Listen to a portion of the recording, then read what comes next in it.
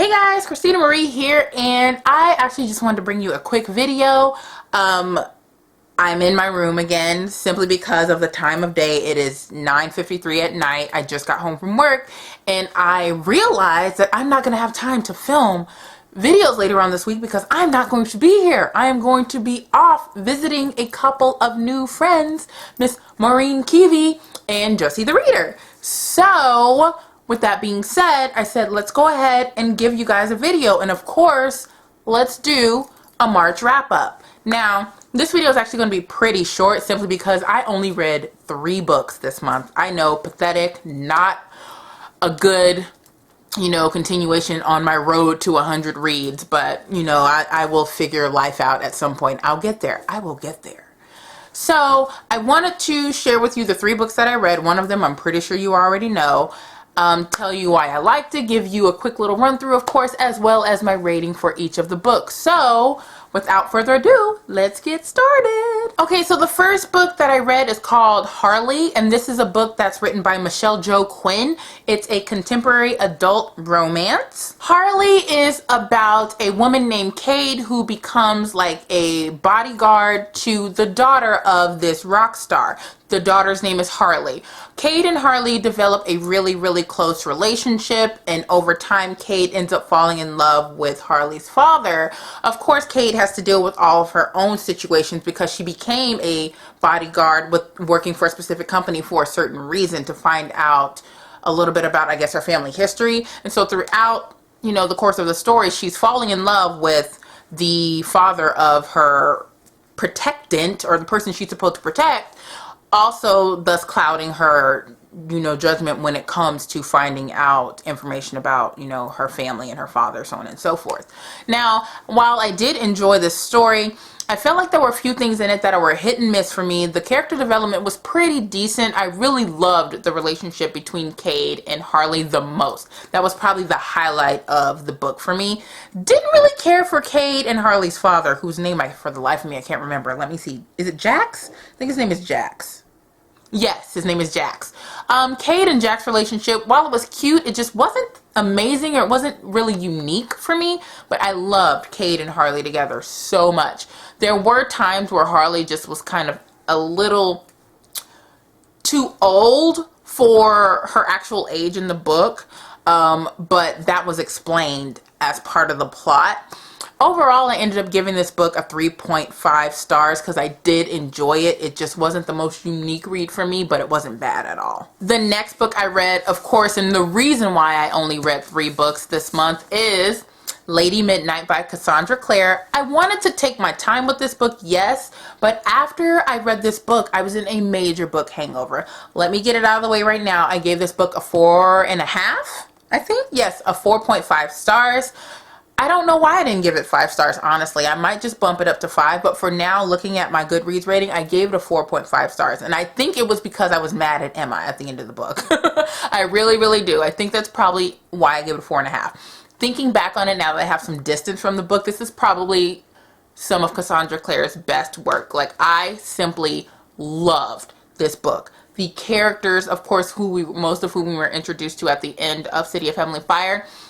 It was great to really get to know and understand these characters. Emma is probably one of the most developed characters that Cassandra Clare has ever written. Oh my gosh. My favorite character in this book is Ty. I love Ty. Like, I just want to hold him and cuddle him and protect him from the world, even though he doesn't need it. Like, I loved Ty. I don't know if I want to film a separate review for this. The only reason that I haven't yet is because there's so many reviews out there on it. I just don't think I have much to contribute to the conversation.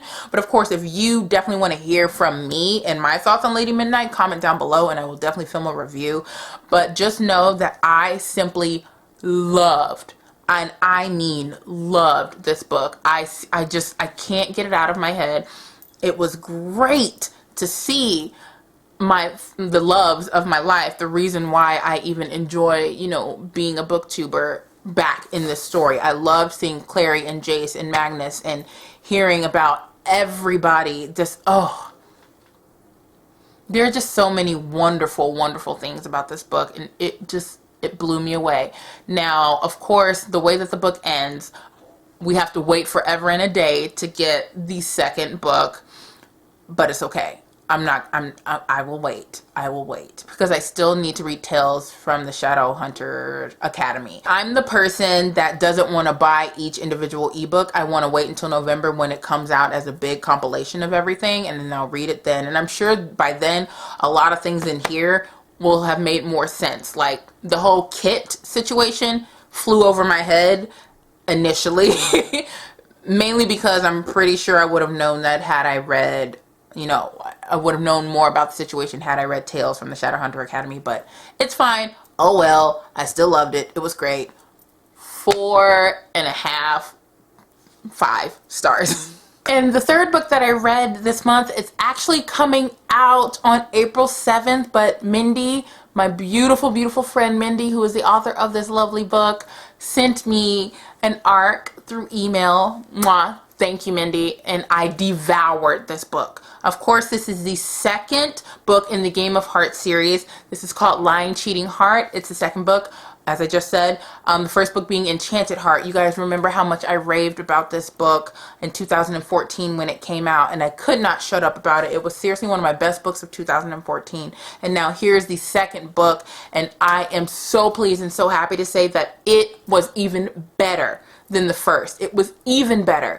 I was so happy to see these characters again and to see this world, and oh my gosh, things do not go the way that I think that I thought that they would, based off of the end of the first book. It took a sharp left in book 2, and I was in love. So much happening, so many relationship feels, so much drama, action-packed tension, just mystery, everything, and I was so on board for it. Mindy, you have done it again. You have won my heart. It still beats for this series. I am so happy that I love this book so much. I gave it a 5 out of 5 stars, hands down, and my full review will be coming, I think, on the 13th or 14th of the month. We shall see.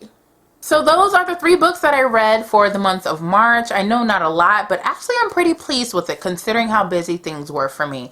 I don't do TBRs anymore, but I am going to be reading some things that I've been wanting to read for a while. I've been cutting back on blog tours and cutting back on, you know, book reviews and things like that to really read what I want to read. So April, here's hoping, will be a better month of reading for me because they are books that I personally really, really, really want to read. We shall see, of course. So would love to know what you guys read for the month of March. Comment down below letting me know. Of course, give this video a thumbs up if you enjoyed, and make sure you subscribe to my channel for more from this girl. I will see you in my next video, guys. Mwah.